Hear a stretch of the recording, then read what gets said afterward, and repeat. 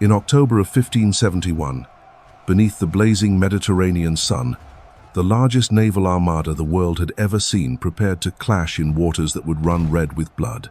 This was not merely a battle between fleets.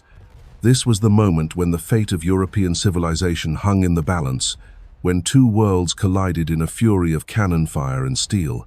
On one side stood the mighty Ottoman Empire. Its crescent banners stretched across an empire that spanned 3 continents. On the other, a desperate alliance of Christian nations, united by faith and the knowledge that defeat meant the end of everything they held sacred. The stakes could not have been higher. For over a century, the Ottoman war machine had rolled westward like an unstoppable tide, conquering kingdoms, enslaving populations, and striking terror into the hearts of European rulers. Now, as Ottoman galleys filled the horizon, it seemed that nothing could prevent the green banner of Islam from flying over Rome itself. What followed in the Gulf of Patras would be remembered as one of the most savage and decisive naval battles in human history, a clash so brutal and desperate that it would echo through the centuries. The year 1571 found Europe in a state of mortal peril. The Ottoman Empire, under the iron rule of Sultan Selim II, had reached the zenith of its power. From the walls of Vienna to the shores of North Africa, from the Black Sea to the gates of Gibraltar, the crescent moon cast its shadow over lands that had once been Christian.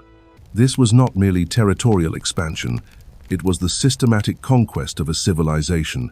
For generations, European kings had watched in horror as Ottoman armies swept across the Balkans, reducing ancient Christian strongholds to rubble and ash. Constantinople, the jewel of Byzantine Christianity, had fallen over a century before, its great cathedral of Hagia Sophia transformed into a mosque.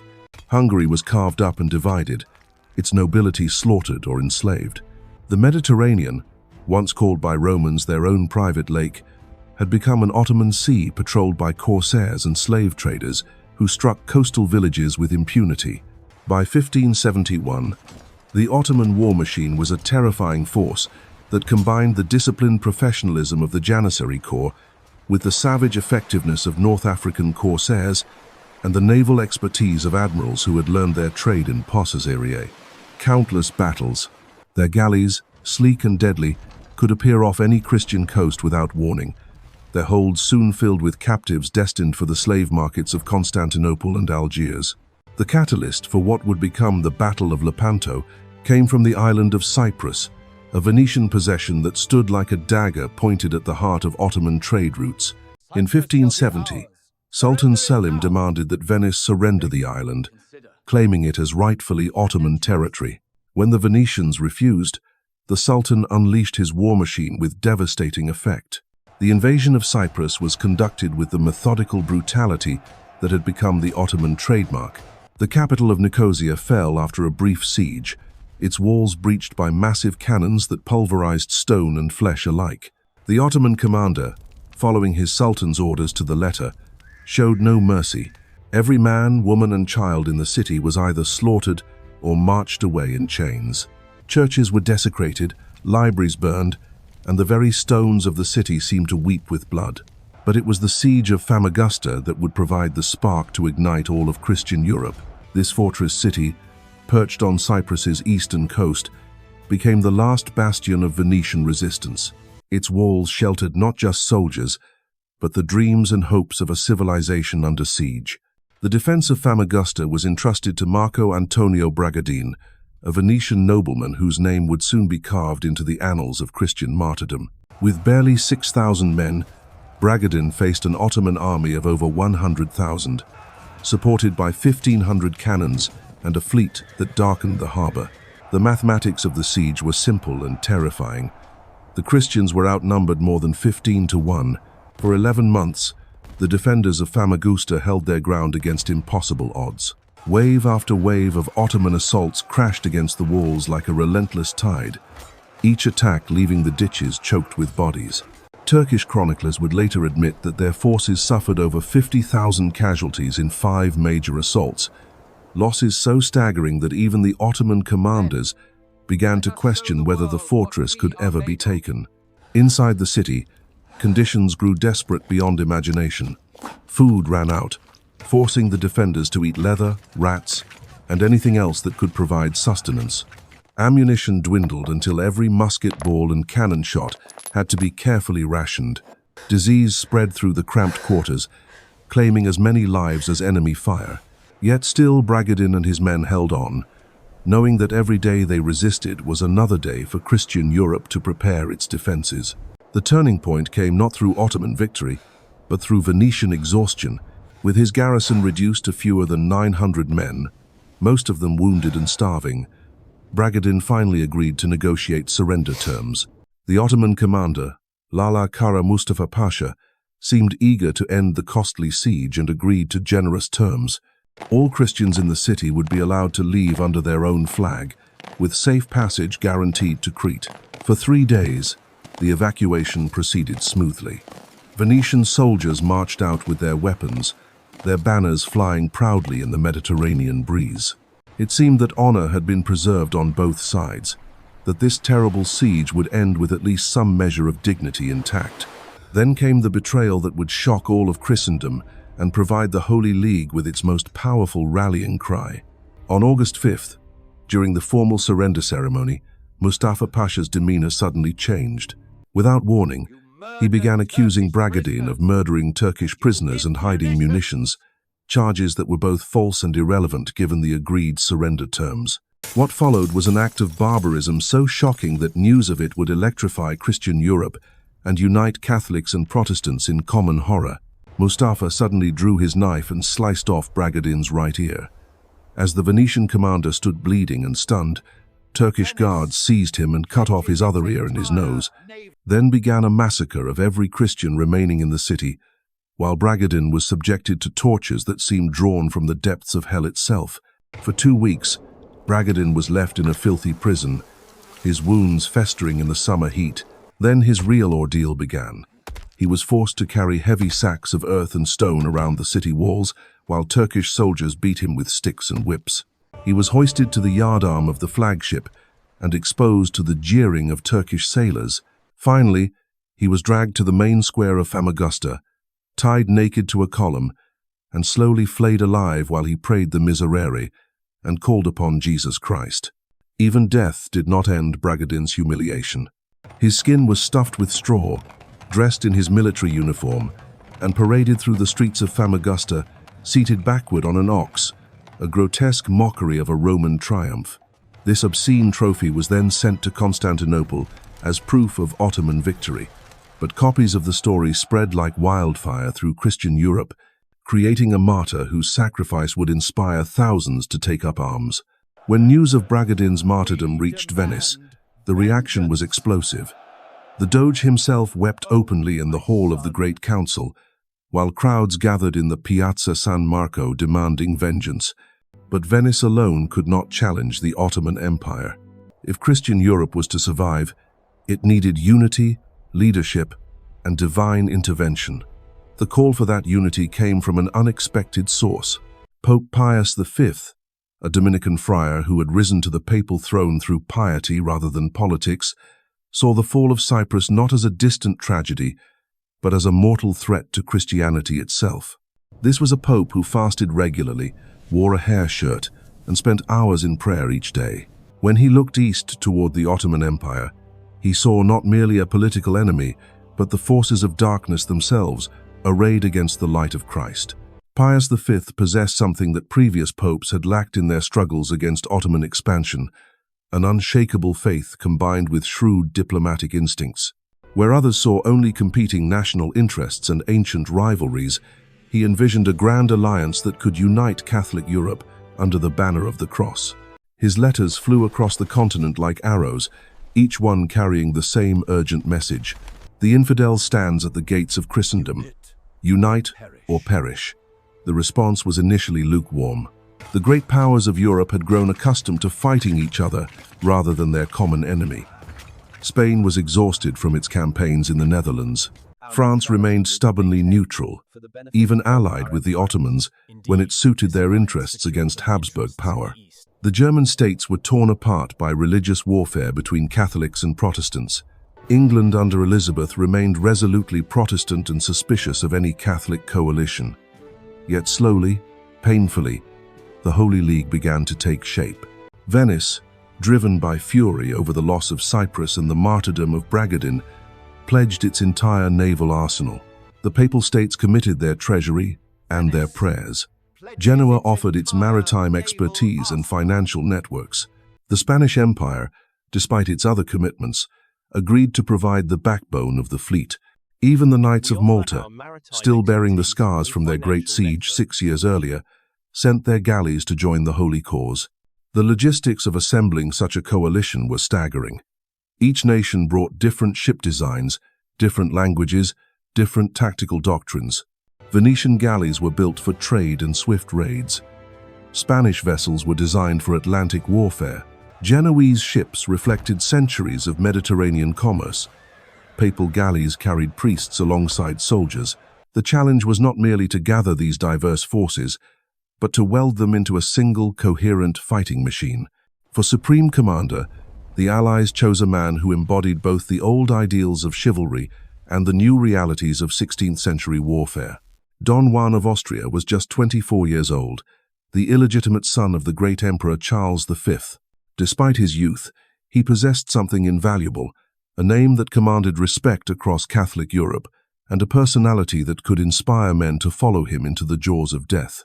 Don Juan had grown up in the shadow of his royal half-brother, Philip II of Spain, but had carved out his own reputation through courage and tactical brilliance. His victory over the Morisco rebellion in Granada had shown his ability to command in difficult terrain against a determined enemy. More importantly, he understood that this campaign would require more than military skill. It would demand the ability to unite proud admirals and suspicious allies under a single vision. His flagship La Real became the symbol of Christian unity. Built in the royal shipyards of Barcelona, it was a floating palace as much as a warship. Its gilded stern rose like a cathedral above the Mediterranean waves, while its bronze cannons bore the arms of Spain and the cross of Christ. From its quarterdeck, Don Juan would direct not just a battle, but a crusade. The assembly point for the Holy League fleet was the harbor of Messina in Sicily. Through the summer of 1571, ships arrived from across the Mediterranean, each squadron bringing its own traditions and expectations. The sight that greeted observers was breathtaking and terrifying in equal measure. Over 200 galleys stretched across the harbor, their masts creating a forest of wood and rope. The largest vessels were the Venetian galleasses, massive hybrid ships that combined the mobility of galleys with the firepower of sailing vessels. These galleasses represented a revolution in naval warfare. Traditional Mediterranean galleys relied on ramming and boarding actions, with their bronze-reinforced prows designed to punch holes in enemy hulls. The galleasses, by contrast, were floating gun platforms, bristling with heavy cannons that could blast enemy ships to splinters before they could close for hand-to-hand combat. Each galleass mounted over 40 guns and carried hundreds of soldiers armed with the latest firearms. The preparation for battle revealed the complexity of the challenge facing Don Juan. Venetian commanders insisted on traditional galley tactics that had served them well in previous centuries. Spanish admirals advocated for the disciplined formations that had proven effective in Atlantic warfare. Genoese captains preferred the swift raids and individual initiative that had made their republic wealthy. The task was not merely to command these forces, but to harmonize them into something greater than the sum of their parts. Intelligence reports painted a sobering picture of the enemy they would face. The Ottoman fleet was commanded by Muezzinzadeh Ali Pasha, a veteran admiral who had earned his position through decades of successful campaigns. His force numbered nearly 300 vessels, including not just regular Ottoman galleys but also the feared Corsair squadrons from North Africa. These Corsairs brought with them a reputation for savage effectiveness and an intimate knowledge of Mediterranean waters. The Ottoman battle line stretched like a crescent across the sea, a formation that had proven devastatingly effective in previous engagements.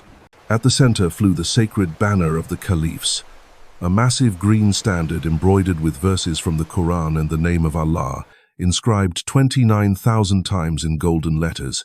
This banner had never been captured in battle, and its presence was believed to guarantee Ottoman victory.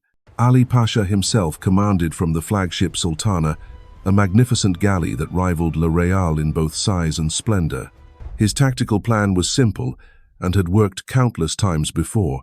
The Ottoman crescent would envelop the Christian line, allowing their superior numbers to attack from multiple angles while preventing effective coordination between the Allied squadrons. Once the Christian formation was broken, individual ships could be overwhelmed and captured or destroyed. As October dawned, both fleets began their final preparations for battle. The tension was palpable, as thousands of men prepared for what many knew would be their last sunrise. In the Christian fleet, priests moved among the soldiers, hearing confessions and administering final sacraments. The decks of the galleys echoed with prayers in a dozen languages as men commended their souls to God and steeled themselves for the ordeal ahead. The morning of October 7th broke clear and windless, the Mediterranean stretching like polished glass under the rising Sunday. As the mist began to lift, lookouts in both fleets caught their first glimpse of the enemy. The sight that greeted them was both magnificent and terrifying. Hundreds of vessels spread across the horizon, their oars beating in rhythm like the wings of massive seabirds. Don Juan ordered his battle line to advance, the Allied fleet moving eastward into the Gulf of Patras, where destiny awaited. Behind them lay the coasts of Italy and the heartland of Christian Europe. Ahead stretched the Ottoman formation, a wall of steel and determination that had conquered half the known world. Between them lay waters that would soon run red with the blood of two civilizations locked in mortal combat. As the two fleets closed the distance, the morning air filled with sounds that would haunt the survivors for the rest of their lives. From the Ottoman side came the thunderous beating of war drums, the clash of cymbals, and the wild battle cries of warriors from across 3 continents. Turkish voices mingled with Arabic chants, while Albanian mountaineers and Syrian archers added their own fierce war songs to the cacophony. The very sea seemed to vibrate with the promise of violence. In stark contrast, the Christian fleet advanced in near silence. The only sounds were the rhythmic splash of oars cutting through the Mediterranean swells and the whispered prayers of men preparing to meet their Maker.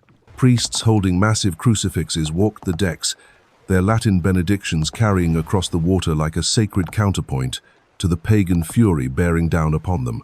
Then came the miracle that would be remembered in Christian chronicles for centuries. As the fleets drew within cannon range, the wind suddenly shifted 180 degrees. What had been a gentle breeze favoring the Ottoman advance became a strong wind at the backs of the Holy League. Sails that had hung limp suddenly billowed with divine breath, driving the Christian galleys forward with renewed speed. The Turks, caught by the sudden change, were forced to strike their sails and rely solely on their oars. To the men of the Holy League, this was nothing less than divine intervention. The Blessed Virgin herself had turned the very elements against the infidel. Cheers erupted from Christian throats as they felt the wind of God propelling them toward their destiny. Don Juan himself stood on the poop deck of La Real, his armor gleaming in the morning sun, his sword raised toward heaven in acknowledgement of the miraculous sign. The first shots of the battle came from the Venetian galleasses, those floating fortresses that Don Juan had positioned ahead of his main battle line. As the Ottoman fleet swept forward in their traditional crescent formation, they found themselves confronted by something entirely new in Mediterranean warfare. The galleasses opened fire with a thunderous roar that seemed to shake the very foundations of the sea. Cannonballs weighing 40 pounds each smashed into the leading Ottoman galleys with devastating effect. Bronze-reinforced prows that had rammed through countless enemy hulls splintered like kindling under the impact. Masts snapped and crashed down onto the crowded decks below, crushing rowers and soldiers alike. The carefully maintained formation of the Ottoman advance began to waver as captains struggled to avoid the deadly fire zones around each galleass. Ali Pasha had never faced anything like these hybrid monsters. His tactical doctrine, refined through decades of successful campaigns, called for swift closure followed by ramming and boarding. But the galleasses made such tactics suicidal. Any ship that approached within effective ramming distance was immediately blasted to pieces by concentrated cannon fire. For the first time in his career, the Ottoman admiral found his tried and tested methods useless against an enemy who had fundamentally changed the rules of naval warfare. Yet the Ottomans were not easily deterred. Their numerical advantage remained overwhelming, and their courage was legendary throughout the Mediterranean. Squadron after squadron of Turkish galleys swept around the flanks of the galleasses, accepting horrific casualties in order to close with the main Christian battle line. The sea around the Venetian gun platforms became a charnel house of splintered wood and floating corpses, but still the Ottoman advance continued. The moment of truth came when the two main battle lines finally collided. Don Juan had arranged his fleet in 3 divisions, with himself commanding the center from La Real. To his right, the Venetian Admiral Agostino Barbarigo led the northern wing, while on the left, the Genoese commander Andrea Doria controlled the southern flank. Each division represented not just ships and men, but the hopes and fears of entire nations. The impact when the lines met was beyond anything witnessed in previous naval battles. Galleys crashed into each other with tremendous force, their bronze rams punching through hulls, while grappling hooks flew through the air to bind enemy vessels together. Within moments, what had been 2 distinct fleets became a confused melee of individual ship-to-ship actions stretching across miles of blood-stained water. At the northern end of the battle line, disaster struck the Christian cause early. Barbarigo, the Venetian admiral, fell mortally wounded by an arrow that found the gap in his visor. As he lay dying on the deck of his flagship, his sailors fought with desperate fury to prevent their commander's vessel from being overwhelmed. The death of Barbarigo sent shockwaves through the Venetian squadron, and for a terrifying moment, it seemed that the entire northern wing might collapse. The Ottoman commander on this flank was Mehmed Sirocco, a Corsair captain whose name struck terror into Christian merchants throughout the eastern Mediterranean. Seeing the confusion among the Venetians, he pressed his advantage with ruthless efficiency. Turkish galleys swarmed around the faltering Christian ships like sharks scenting blood in the water, but the Venetians had not survived centuries of maritime warfare by yielding to the first setback. Sebastian Venier, the elderly Venetian captain general, took personal command of the northern wing. Despite being over 70 years old, Venier fought with the fury of a man half his age, rallying his demoralized crews and launching a series of counterattacks that gradually restored the balance of battle. Meanwhile, at the southern end of the line, Andrea Doria faced his own crisis. The Ottoman left wing was commanded by Uluç Ali, perhaps the most skilled naval tactician in the Turkish fleet. This Calabrian renegade, who had converted to Islam and risen to become Beylerbey of Algiers, understood European tactics better than any other Ottoman commander. He also knew that the key to victory lay not in frontal assault, but in tactical finesse. Uluç Ali began a complex maneuver designed to outflank the Christian line entirely. Leading his squadron in a wide arc around Doria's southern wing, he threatened to attack the Holy League fleet from behind, while his comrades held them engaged from the front. It was a brilliant tactical concept that could have won the entire battle for the Ottomans. Doria, recognizing the danger, extended his line southward to prevent the flanking movement. But in doing so, he created gaps in the Christian formation that alert Turkish captains immediately began to exploit. Several Ottoman galleys broke through these gaps and began attacking Christian ships from behind, creating chaos in the Allied rear. The situation grew so desperate that Don Juan himself was forced to detach vessels from his central reserve to plug the holes in Doria's line. For a critical period, it seemed that tactical brilliance might triumph over numerical equality, that the Ottoman reputation for invincibility might prove justified once again. But the real battle was being fought in the center, where the two flagships sought each other out like titans destined for single combat. La Real and Sultana, the pride of their respective fleets, carved paths of destruction through the melee as they maneuvered for the decisive encounter. Around them, lesser vessels fought and died, but all eyes were drawn to the approaching confrontation between the supreme commanders. Don Juan stood on his quarterdeck in magnificent armor that caught the Mediterranean sun like a beacon. His sword was drawn, his face set in lines of grim determination. Beside him stood Spanish nobles, whose names would echo through history, men who had chosen to stake everything on this single throw of the dice. Below decks, Spanish infantry checked their weapons and prepared for the boarding action that would determine the fate of Europe. Ali Pasha was equally magnificent in his Ottoman splendor. His turban bore the aigrette of his rank, while his scimitar had been blessed by the Sultan himself. The sacred banner of the caliphs flew from his mainmast, its green silk rippling in the wind like a living thing. Around him pressed the elite of the Ottoman navy, janissaries whose loyalty to the Sultan was absolute and whose courage in battle was legendary. The two flagships closed with inexorable force, their bronze rams aimed at each other's heart. The moment of impact would determine not just the battle, but the future of two civilizations. The waters of the Gulf of Patras held their breath as east and west, crescent and cross, prepared for the collision that would shake the world. The thunder of that collision echoed across the Mediterranean like the clash of worlds. When Real and Sultana crashed together, their bronze rams locked in a deadly embrace.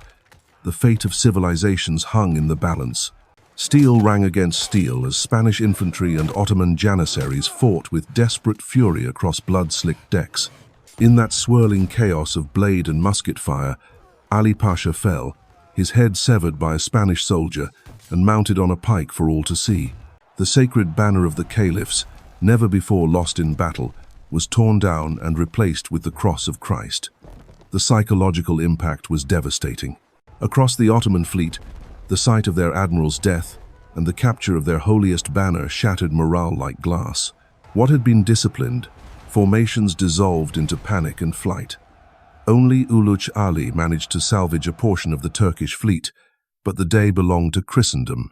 When the sun set on October 7th, over 200 Ottoman ships lay captured or destroyed, while 15,000 Christian slaves had been freed from Turkish galleys. Lepanto shattered the myth of Ottoman invincibility forever. Though the Turks would rebuild their fleet within months, they never again posed an existential threat to Christian Europe.